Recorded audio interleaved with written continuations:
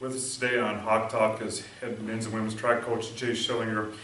Jay, today we just want to kind of do a recap of the track and field season as you finish up here. Let's go back and talk about the North Star Conference track meet that was here at Dickinson State and the performance of our men's and women's track teams. Both teams came out with championships, and specifically on the women's side, it was quite a landmark win, with being 34 years since we had last won a conference championship. So let's go back and give us a little recap on those two teams and their championships. Okay. Yeah, first of all, I guess to talk about the women's, really good performance by a lot of our ladies. A lot of them did a lot of different events and covered a lot of ground that day and put some mileage on. So we gutted them out pretty good. It was a tough day for them. But they knew the reward of being a conference champion was going to be, the highlight of that, and it was going to be worth it. But it definitely was a tough day. But it was one of those things where we just performed and competed, and that time of the year, you don't really want to. It seemed like we had fresh legs, and that seemed to really work because we scored more in points than I thought we would. When I sketched it out, we were down about 20 to start the meet off with, and we ended up winning by about 20 to 30. So that just kind of shows you that they really went out and did some really good things and competed really well and had a really good season. And every woman on our team, had a part to do with that, which is nice. And then the guys' side, it's kind of the foundation's been laid here for a couple of years, and there's some good guys in our program that go out and do some really good things, and to go out and win a number of events and be able to compete the way they did, it was a good thing. They just went out and took care of business like they should, and like I said, that was good to see.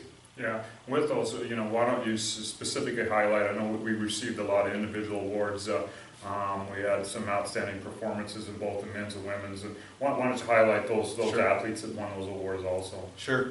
On the men's side, Jose Charo, who's a national qualifier for us, he won the track MVP of the meet, and he was also the overall MVP of the meet, which he scored the most points in.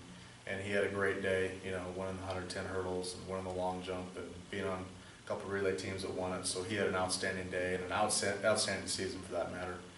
He was one of our main guys.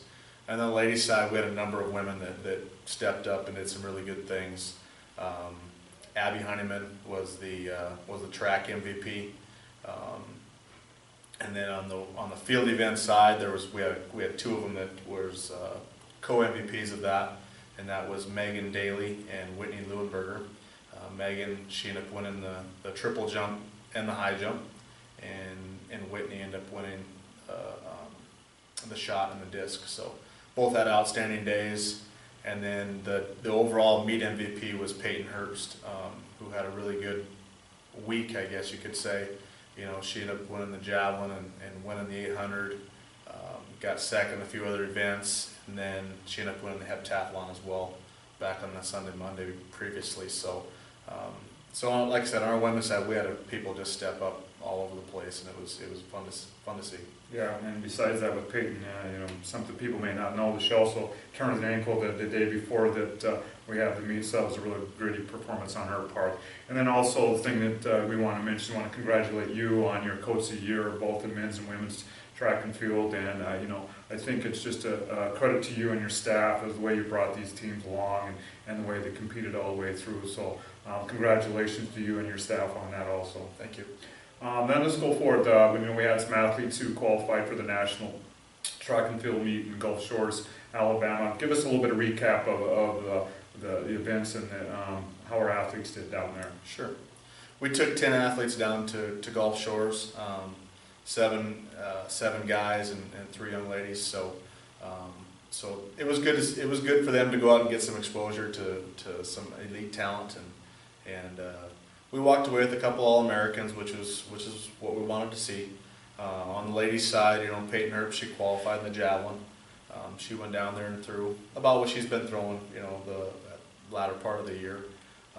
Abby Honeyman made it in the 100 hurdles, and Whitney Leuenberger qualified in the shot and the disc. So they all went down there and they competed, and that's all we wanted them to do. And hopefully at that level, you just hope something good happens, and you know, they were short on the end as far as placing, but it was good to get that exposure and to go down there and compete against that kind of talent. And on the guys' side, you know, we had a 4x1 relay team that made it. You know, we went in with a qualifying mark of 41.88, and we ran a 41.44. You know, so we improved our time by about half a second. The unfortunate thing was you had to run about 40.8 to make it to the finals. The 4x1s are really quick this year, so we weren't able to qualify for the finals. But you know, looking back on it, you have your best performance of the year at the national meet, and that's about all you can ask for.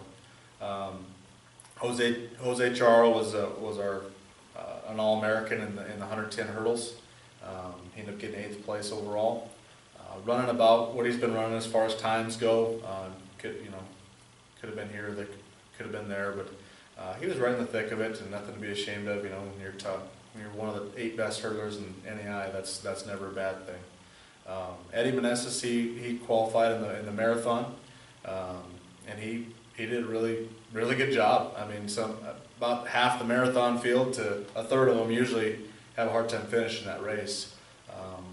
And he was able to finish and did a great job, ended up getting 7th place overall, so that also earned him an All-American award, so very good job for him. Breon Miller qualified in the 100 and 200.